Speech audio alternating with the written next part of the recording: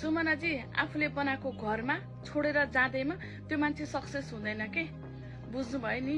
तपाईले भन्नुभयो कि पार्टीलाई यति धेरै आलोचना गर्नुभयो कि हैन यस्तो गर्यो उस्तो गर्यो के रे मिडियाबाजी गर्यो थुक्क तपाईको बुद्धि यस्तो मान्छेलाई नि राष्ट्रपामा राखिरहेको रहेछ यार तपाई जानुभयो ठिकै गर्नुभयो त्यही टिन्टे झोले पार्टीमा जानुस् त्यहाँ त तपाईलाई जसले फ्रड गर्छ जहाँ घुस खान ट्यालेन्ट हुन्छ त्यस्तो मान्छेलाई चाहिँ त्यहाँ चाहिँ पुरा खोजी खोजी लिएर आउँछ के ओ तपाईको लागि त्यो ठीक छ अब स्वतन्त्र पार्टीमा त सबैको मत अनुसार सबैको कुरा अनुसार बल्ल तपाईहरुले पद पाउनुहुन्छ के त्यहाँ घुस कसले धेरै खायो उसले गुण्डागर्दी गर्यो त्यसमा पद पाइदैन नि त हैन तर तपाईलाई दोष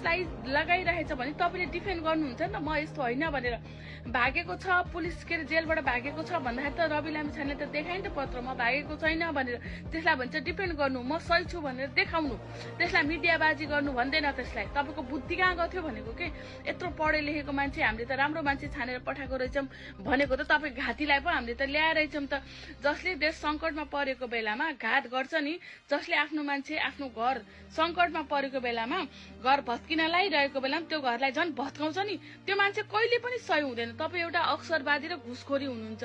तपाई चाँडै निस्किनु भयो तपाईलाई धन्यवाद तर तपाई निस्किदै गर्दाखेरि पार्टीलाई लगाएको त्यो बदनामी चाहिँ हामीले बिर्सिन सकेको छैनौं तपाईलाई अब हामीले कुनै पनि हालतमा स्वीकार गर्दैनौं त्यही तपाई